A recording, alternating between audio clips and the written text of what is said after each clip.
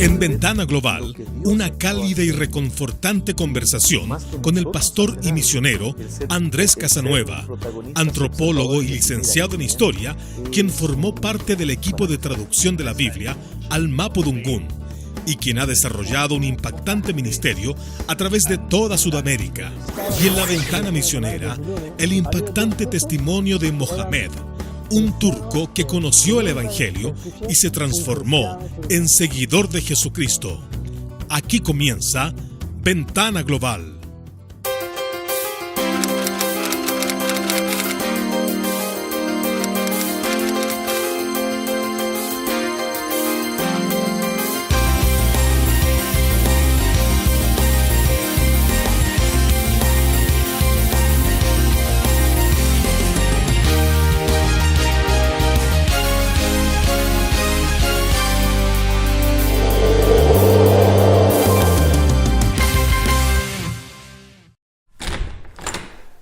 Bienvenidos en el nuevo programa de Ventana Global.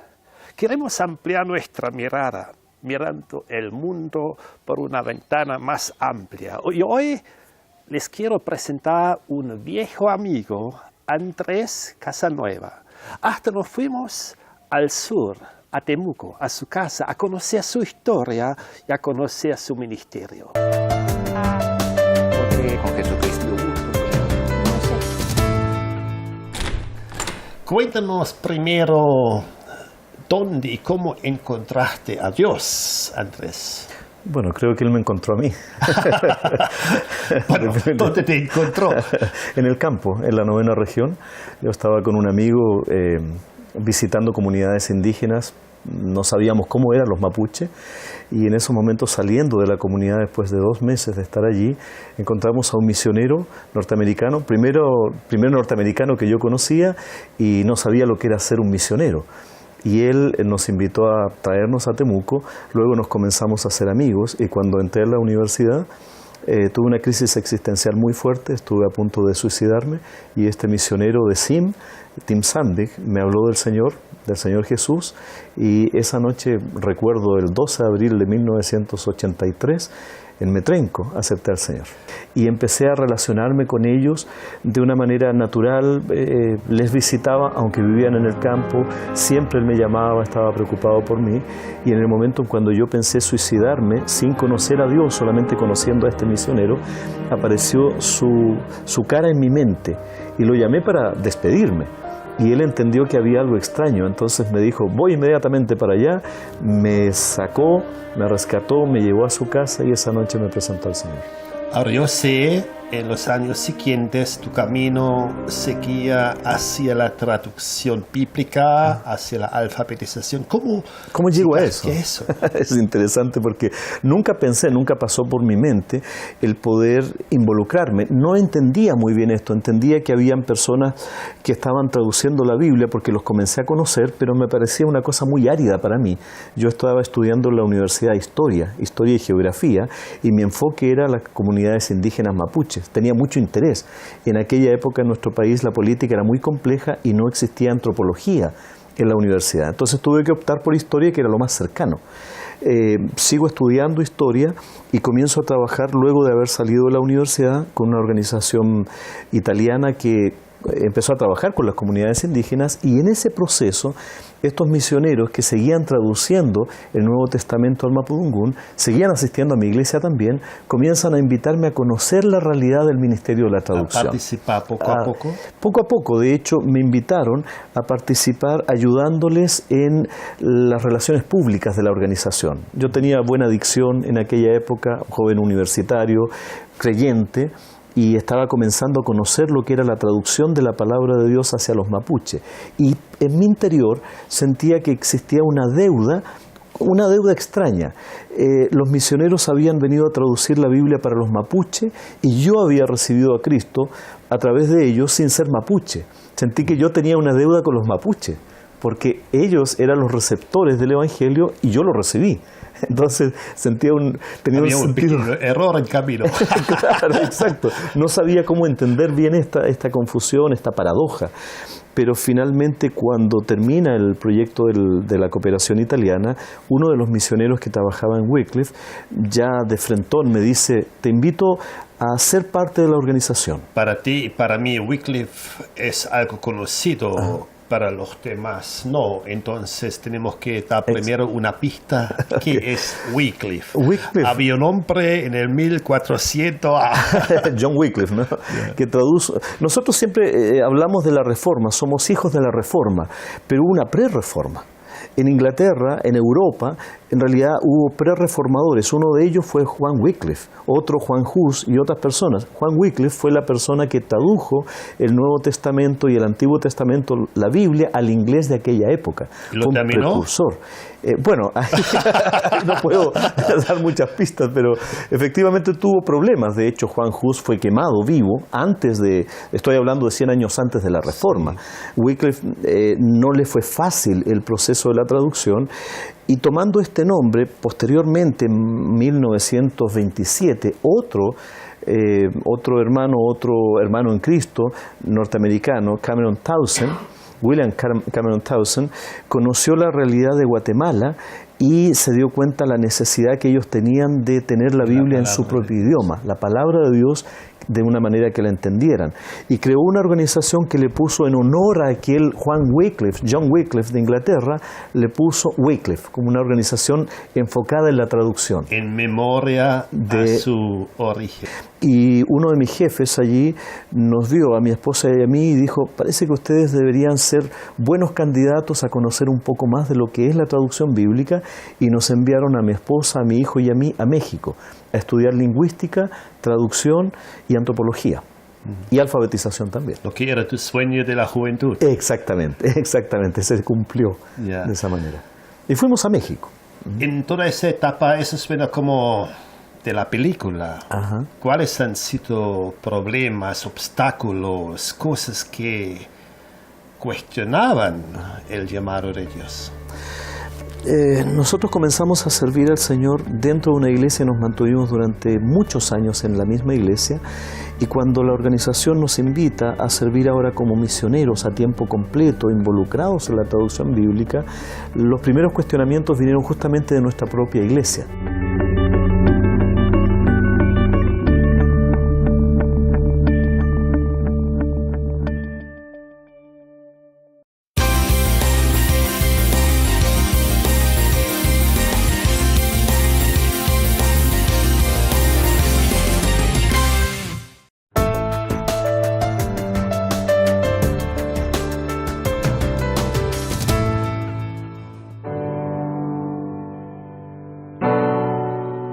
For the last year, I've been hearing about the persecution of the pastors and the missionaries and just the Christians in general in India, in the Orissa area.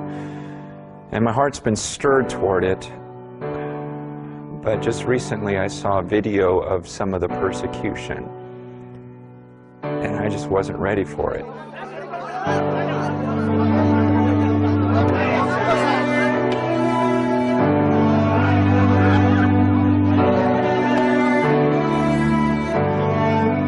I understood what was going on over there, and then I saw the video and I wanted to throw up when I was done watching it. It caused me to question everything in my life. I mean, literally everything. Everything about me, everything about church. I mean, when I saw these men of God literally being beaten, I've never seen someone being beaten to death. I've never seen people getting mobbed and literally, I'm not sure that I've even seen death in a violent manner. And when it's the real thing, it just makes you sick. You knew it was going on, but to see it, I can't explain it.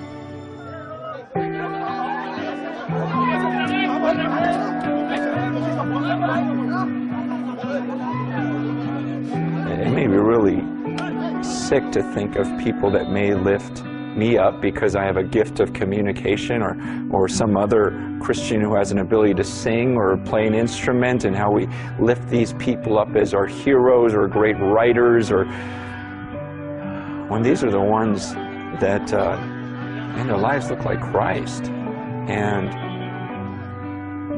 see, when we make a popular author or speaker our hero, then it's easy to go, oh yeah, I want to become like him. But then when we look at these martyrs and these people who really have died for the gospel, if we lift them up to be heroes, we have to constantly ask ourselves the question, do I want to be that?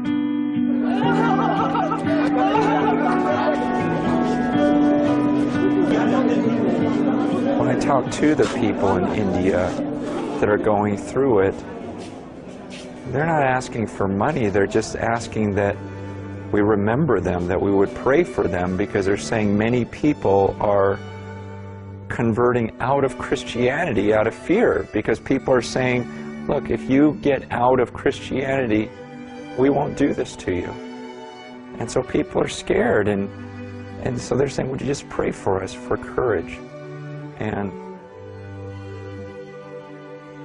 I don't know what emotions go through your mind when you see some of these images, but what they're asking for is, would you channel that toward prayer for us? I mean, you've listened to me speak for 3 or 4 minutes. Could you spend the next 3 or 4 minutes praying for our brothers and sisters in India, seriously praying for them?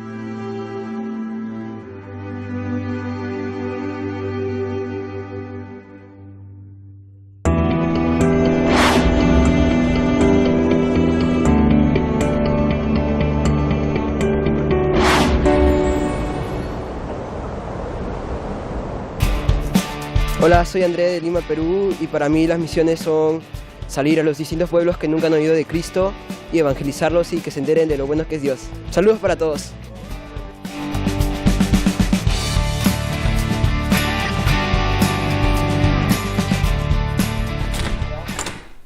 Hemos visto cómo Andrés pasó la etapa más difícil de su vida, la búsqueda, y qué ha pasado y que ha sufrido hasta que se encontró con Jesús, su Señor. Ahora vamos a seguir viendo la segunda parte de la vida de Andrés Casanueva. Con Jesucristo. El liderazgo empezó a cuestionar si nosotros... ¿Para qué? Exacto, ¿para qué? Además, siendo latinos, siempre se vio a Wycliffe como una organización de gringos, con recursos, con entrenamiento, con disciplina, con capacitación, y nosotros éramos latinos y con pocos recursos. Entonces, el liderazgo de la iglesia comenzó a cuestionar si realmente teníamos un llamado de Dios o no. Pero por otro lado fue reforzado ese llamado de Dios, que fue genuino, por parte de hermanos de la misma iglesia. El liderazgo lo cuestionó, pero hermanos de nuestra congregación nos comenzaron a llamar para apoyarnos, incluso financieramente y en oración. Entonces nuestra pregunta en esa época fue: la iglesia cuestiona y la iglesia apoya. ¿Qué es la iglesia? ¿Siempre será así? ¿Siempre ha sido así? Sin duda, sin duda. Esa ha sido nuestra experiencia. Siempre habíamos sido líderes de iglesia y misioneros a la vez. Y allí en Costa Rica fuimos misioneros, pero también comenzamos a disfrutar de recibir una enseñanza profunda basada en la palabra de Dios. En Centroamérica los hermanos son maravillosos, la gente en general es muy, muy afectuosa. Entonces no tuvimos tantos desafíos como disfrutamos nuestra vida durante esa época. Y ciertamente, involucrando a la iglesia latinoamericana, me tocó visitar todo Latinoamérica, apoyar a otras organizaciones a partir del trabajo que el Señor nos encomendó en Chile.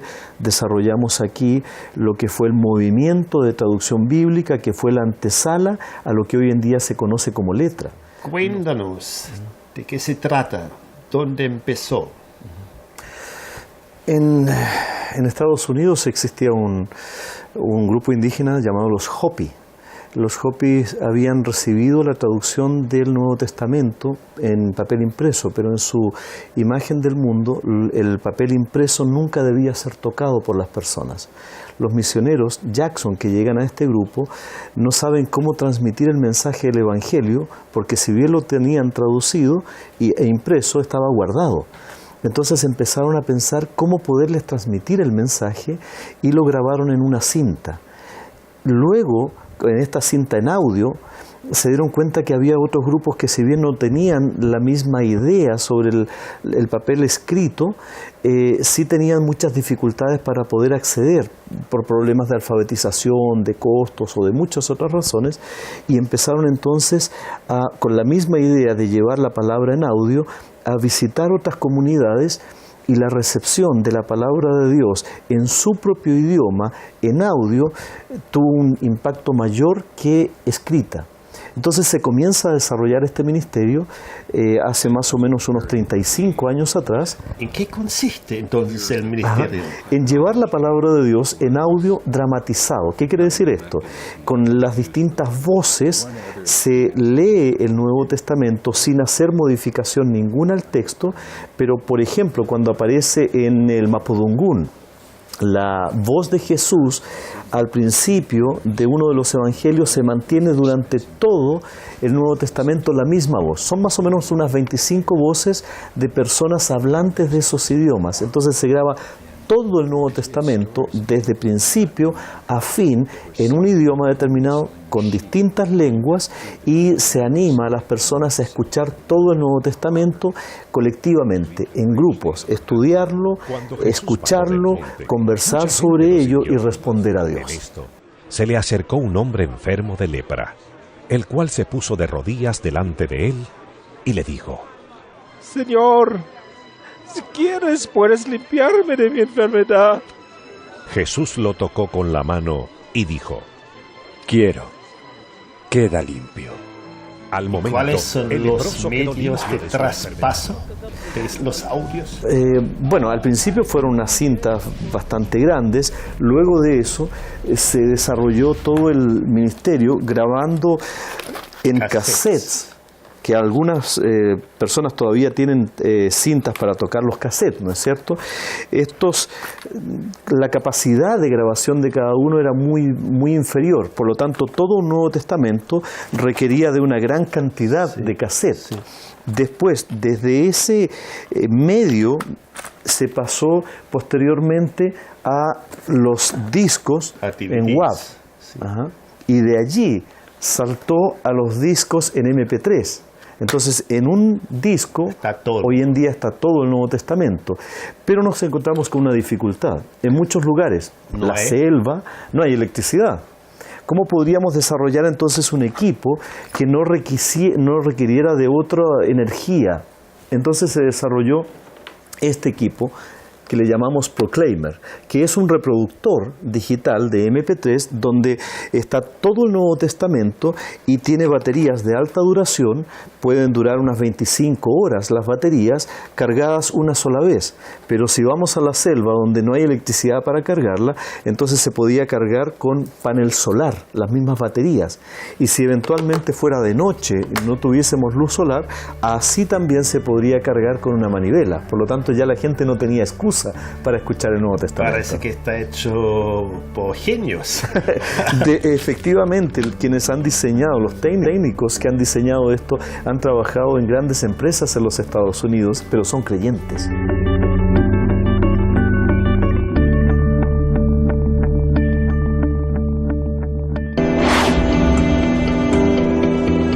Estamos presentando Ventana Global. Y eso se debe, él nos ha...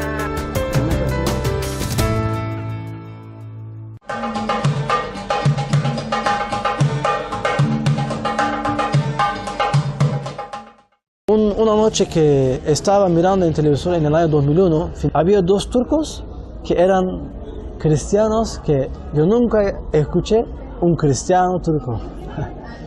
Me impactó cosas que hablaban.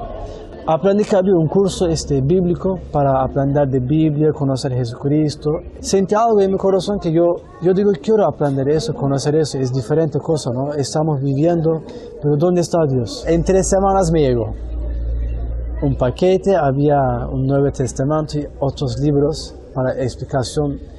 Primera vez que empecé a leer Nuevo Testamento, era chiquito, un libro chiquito. No sé, pero ¿cómo explicar? No sé. Tenía sentimientos que eso es lo que buscaba en toda mi vida, eso es lo que yo deseaba. Y yo me enamoré de Jesús, lloraba como un niño, así, leyendo Biblia. Mientras que iba a trabajar en el camino, leía Nuevo Testamento, comiendo, almorzando. Busqué una iglesia, fui ahí, empecé a congregarme en esa iglesia. Al empezar a la iglesia, mi familia se levantó con mucha ira, enojo, molestia. Yo soy turco, mis patriarcas son turcos, somos musulmanes. Mi mamá lloró una semana, día, noche, 24 horas. Me amenazaron de echar de la casa, nada de dinero. Entonces yo tenía que ir a la iglesia caminando 2 horas y media. Fui obligado a leer el Corán. Es un libro que está lleno de sufrimiento, castigo, odio. Mi corazón se llenó de terror, temor, ¿no? Miedo. El primer paso que tenía cuando al leer este Nuevo Testamento, en primera vez, ese paso se fue. Sentí una noche muy amargada y pesada.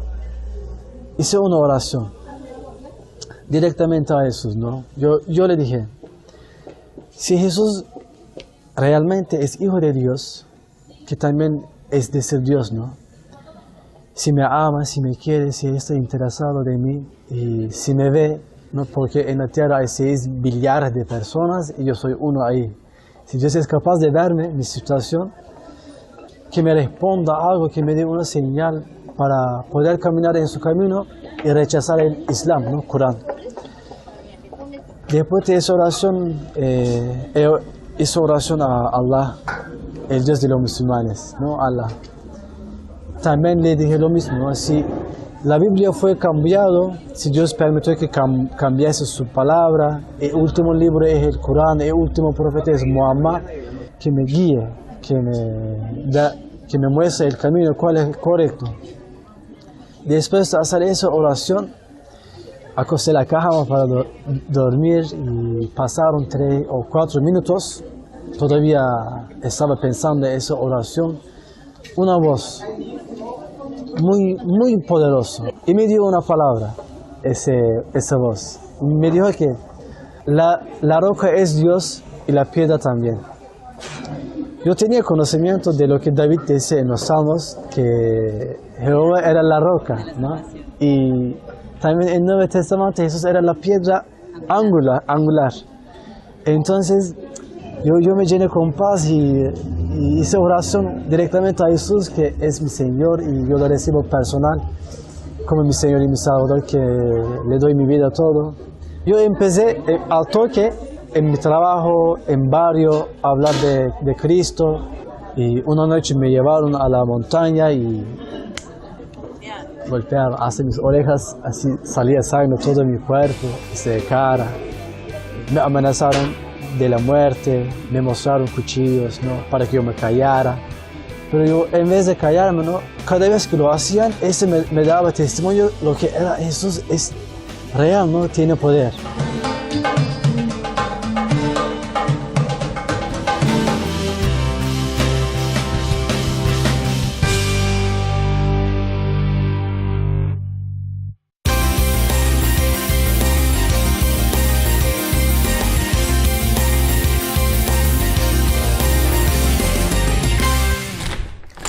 Al conocer a Cristo, las cosas cambian. Hemos visto en la segunda parte cómo la vida de Andrés cambió radicalmente, cómo se involucró en la traducción bíblica y cómo se amplió su ministerio en una forma amplia hacia un mundo, el mundo de Dios. Seguimos mirando la tercera parte, cómo sigue y termina la historia de Andrés Casanueva. Eso quiere decir, es un medio con el cual llevan el Nuevo Testamento a quienes. A todas las lenguas para cuya lengua ya ha sido traducido el Nuevo Testamento. Nosotros no traducimos, nosotros grabamos la traducción que hace los traductores bíblicos Wycliffe, las sociedades bíblicas, Pioneers, Nuevas Tribus y otras organizaciones. Nosotros somos hermanos y compañeros de estas organizaciones poniendo en audio aquello que ya ha sido traducido. Un agrego a la tarea hecha en lo que es escrito. Exactamente, exactamente. En la práctica, ¿hacia cuántos idiomas o en cuántos idiomas ya existe? 843 idiomas en estos momentos. Increíble. Todo el Nuevo Testamento ya grabado en audio y disponible. ¿Y hacia dónde apuntan? En todo el mundo, 189 países. Mi territorio es Sudamérica. Trabajamos entonces con todas las lenguas que hay en todo Sudamérica, desde el español, las lenguas mayoritarias, pero también a lenguas de hablantes minoritarios y de grupos muy pequeños. Tenemos algunos grupos que los hablantes no superan las 2.000 personas. En Brasil hay muchos grupos aislados. Entonces, en todo el mundo, en 189 países, estamos proveyendo las grabaciones a las traducciones ya realizadas. Han pasado 30 años ya, Andrés, desde que empezó tu camino, casi 30 años. ¿Encontraste satisfacción ministerial haciendo la voluntad de Dios? Una realización plena. Creo que el Señor tiene mucho por hacer y querernos seguir usando, pero si en estos momentos el Señor me llevara, estoy tranquilo porque he sido obediente a la voz de Dios. He sido, no yo, sino más bien he visto la mano de Dios haciendo lo que Él quería hacer, y creo que Dios me ha permitido realizarme cumpliendo esa voluntad. Puedo morir tranquilo hoy en día, pero entiendo y sé que Dios podría hacer mucho más todavía. Por eso estoy tranquilo.